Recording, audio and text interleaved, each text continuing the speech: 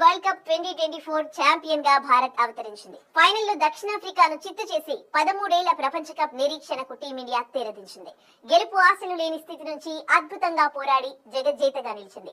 నరాలు తెగే ఉత్కంఠభరితంగా సాగిన మ్యాచ్ లో 7 పరుగుల తేడాతో విజయం సాధించింది.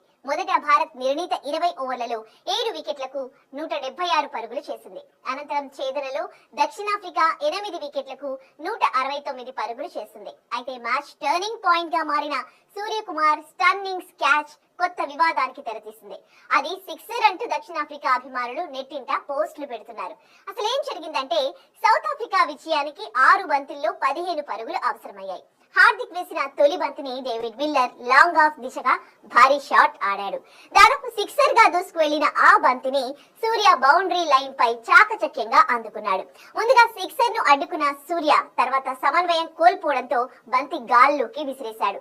బౌండరీ రోప్ దాటి మళ్లీ మైదానంలోకి వచ్చి బంతిని అందుకున్నాడు.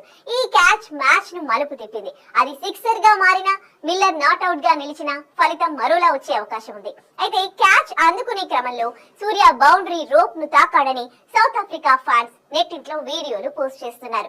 మైదానంలో అవతలకు వెళ్లే సమయంలో బౌండరీ కదిలినట్లు కనిపిస్తుందని చెబుతున్నారు. దీనికి సంబంధించిన వీడియో వైరల్ గా మారింది.